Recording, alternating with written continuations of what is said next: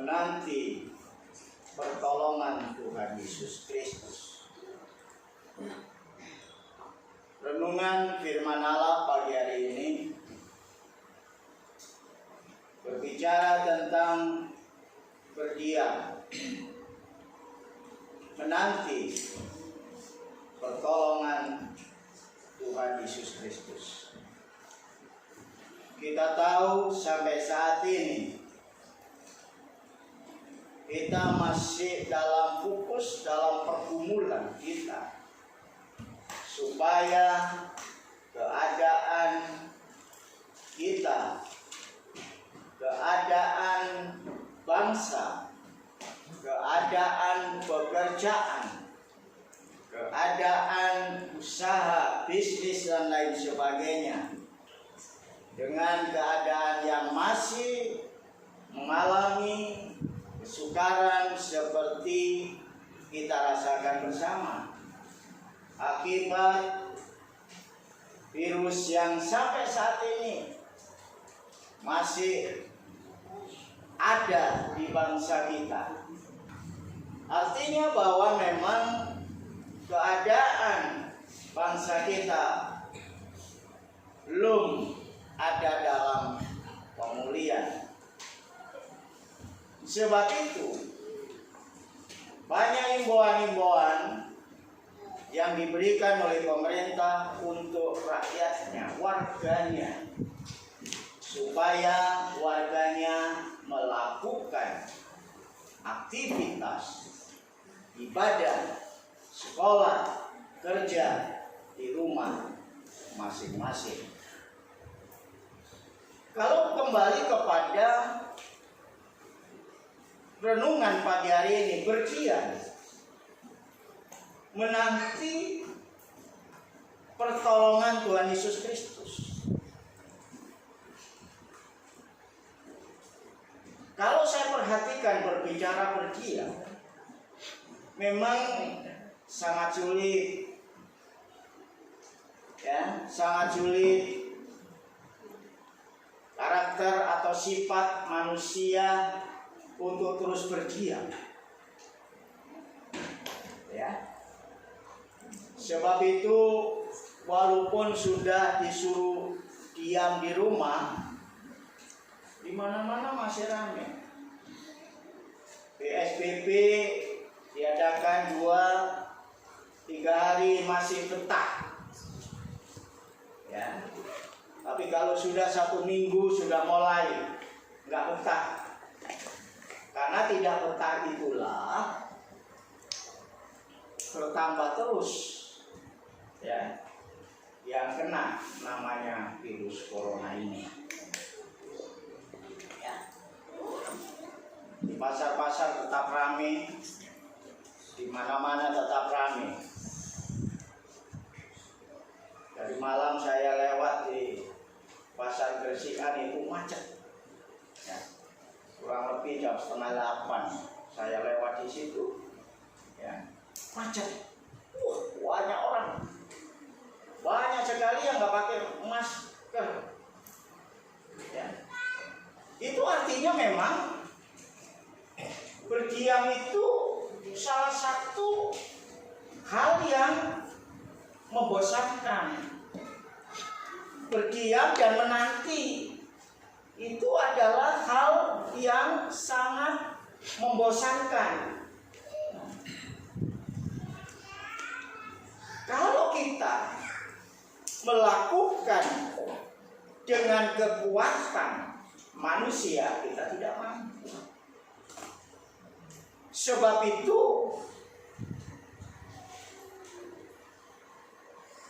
yang kita renungkan kata yang terakhir,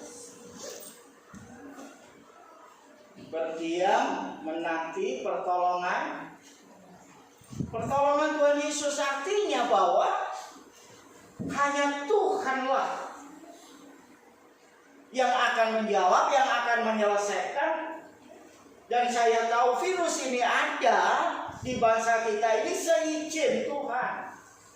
Sebab segala sesuatu itu seizin Tuhan.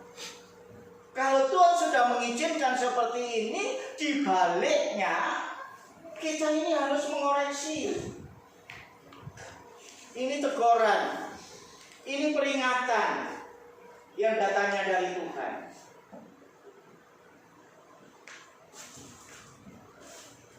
Berdiam menanti pertolongan Tuhan. Yang bisa menyelesaikan itu hanya Tuhan, sebab itu berdoa. Ya, kalau berbicara berdoa, kita sudah berapa bulan berdoa untuk corona ini. Tapi bukan saat kita, saat Tuhan. Bukan hanya kita sendiri yang berdoa. Semua umat, semua kepercayaan, semua berdoa kepada Tuhan. Supaya apa?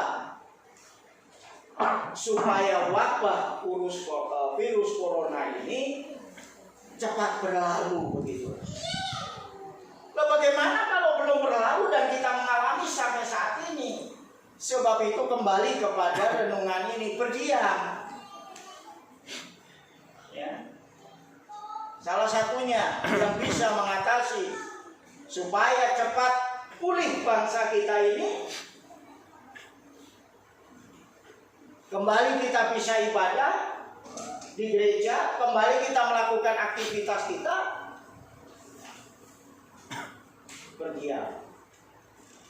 Walaupun keadaan bosan kita ini, tapi berdiam dan menanti. Lah menanti ini memang kadang-kadang tidak sabar. Pernah saudara berjanji kepada teman yang sudah dewasa, pacar, yang sekolah-sekolah, jangan. Yang tua-tua ini tentu pernah berjanji dengan pacar, berjanji bertemu di sini begitu.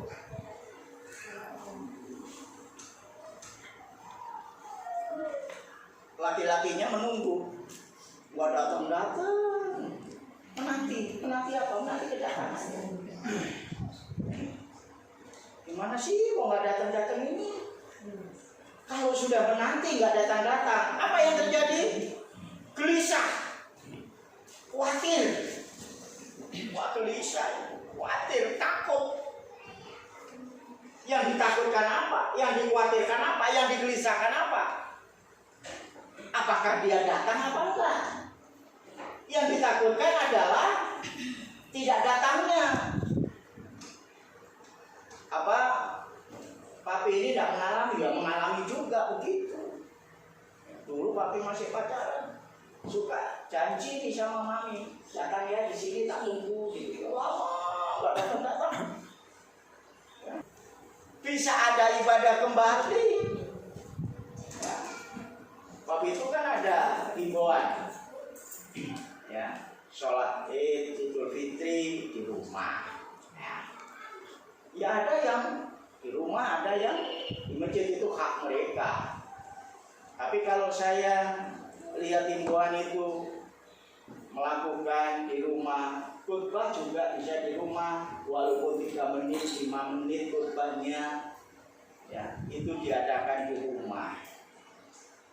Bosan kalau kita mengadakan di rumah ini terus, bosan. Karena menanti. Semua kita ini menanti pertolongan Tuhan, sebab yang bisa menyelesaikan, yang memulihkan bangsa kita, menyelesaikan dan memulihkan kita semua, itu hanya Tuhan. Sebab itu berdiam dan menanti hanya pertolongan Tuhan saja. Tidak menanti pertolongan kepada manusia, pertolongan yang datangnya dari Tuhan. Sebab itu Tuhan berkata, kita baca Keluaran 14 ayat yang ke-14. Baca sama-sama.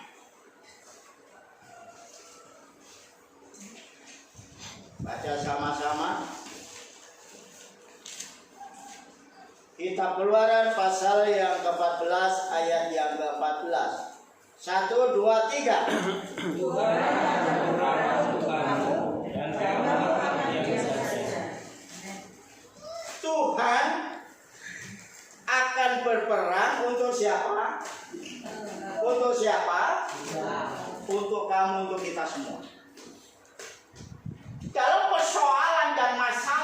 kita hadapi, Tuhanlah yang akan berperang.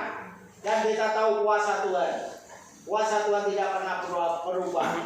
Dulu, sekarang, dan sampai selama-lamanya.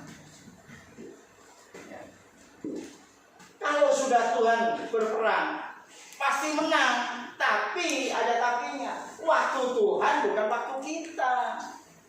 Kalau waktu kita hari ini Tuhan. Waktu kita saat ini Tuhan. Waktu kita jam ini Tuhan.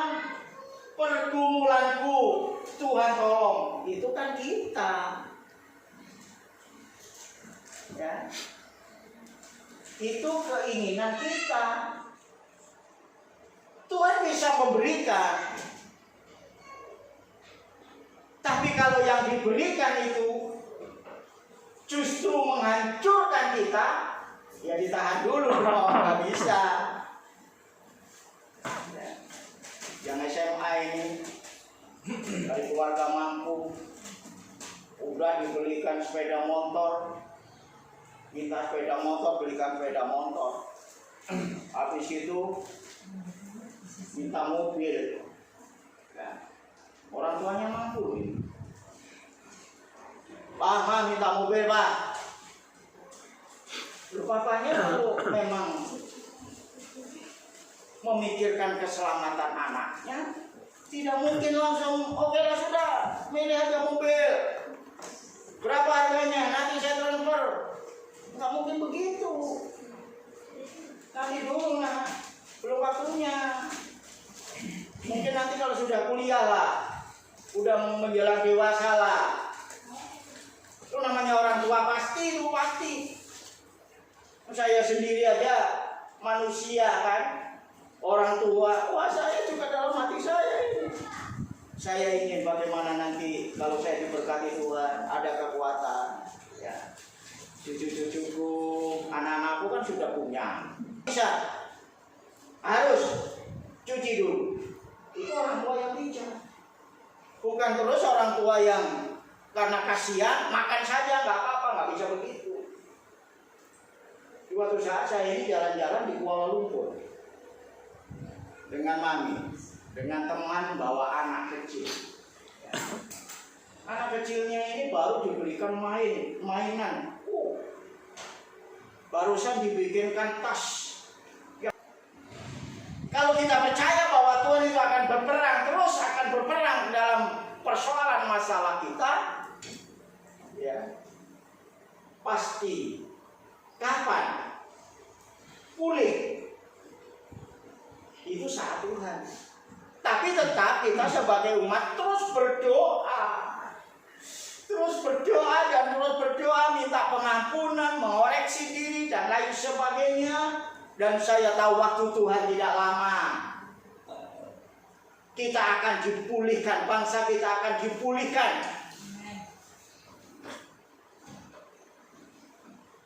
Ya. Ayat ini terus berkata apa? Baca, berkata apa? Yang bagian B. Aku akan berperang untuk kamu, terus dan kamu kita semua diam saja. Sebab itu berdiam. Terus kita kuat, bertahan, terus berdiam di rumah, nggak ada yang keluar.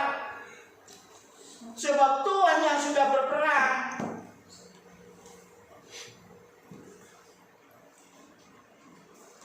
Ya. Kalau tadi kembali saya sampaikan orang berdiam itu jenuh, bosan, apalagi menanti, takut, gelisah, khawatir.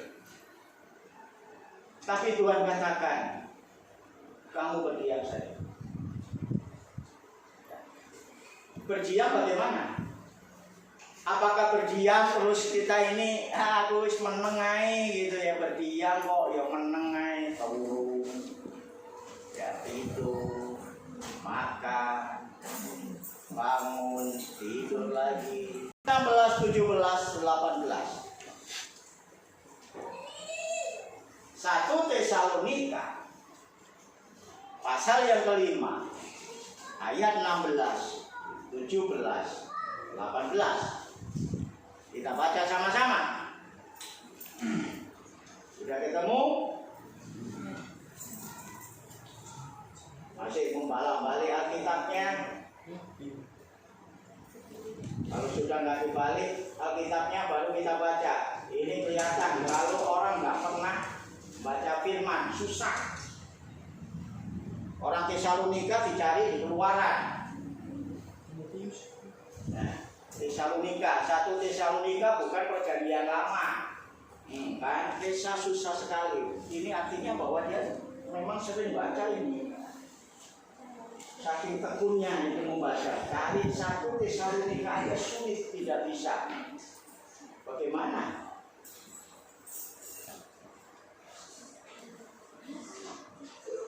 Dikasih tahu nggak mau lagi. Sampai saat ini kita kan udah sampai kelaparan kan? Ada yang kelaparan? Ada. Nggak sampai kalian itu telat makan kalau yang tugas masak nasi itu nggak terlambat. Kadang-kadang telat makan karena yang tugas masak nasi itu nggak mengerjakan. Sebab kalau kita tetap bisa bersyukur, tidak berontak, ya, tetap bersyukur, kita tetap taat, artinya tetap disiplin, menyukuri apa yang ada, maka pasti kita keluar sebagai pemenang. Bagaimana orang yang benar-benar keluar sebagai pemenang? Hari Minggu akan saya sampaikan. Pada kesempatan berapa bulan ini, Papi harus nyampaikan terus. Gak ada jadwal. Ya, karena ini ibadah keluarga, ibadah rumah masing-masing. Ingat firman Allah, tema atau renungan firman Allah pagi hari ini berbicara tentang apa? Yang jelas, yang sana itu lupa semua. Ayo, apa ngantuk tadi? 1, 2, 3. Apa yang renungan firman Allah pagi hari ini? Yang keras. Berarti kalian itu nggak nyimak gitu loh. Firman Tuhan disampaikan, tapi kalian itu merenungkan itu yang gimana-mana kok nggak mari-mari ya, ketemu dulu nanti tidur mana. Tidak akan saya perpanjang, saya ulangi lagi firman Allah. Tapi biarlah firman Allah ini kembali boleh tetap menguatkan bagi kita semua. Tetap kita berdiam menanti pertolongan Tuhan. Karena yang bisa menolong itu hanya Tuhan. Manusia terbatas, dokter terbatas, perawat terbatas, para medis terbatas. Bukan sedikit dokter juga kena, perawat kena. Artinya dia terbatas. Yang tidak terbatas itu adalah Tuhan. Sebab itu berdiam menanti pertolongan Tuhan. Tetap kita berdoa. Karena sebagai manusia biasa, dokter, perawat, para medis, semua, Bapak Presiden, Wakil Presiden, para menteri, gubernur, wali kota, bupati, sampai lurah, camat, RT, RW, kita berdoa. Supaya apa?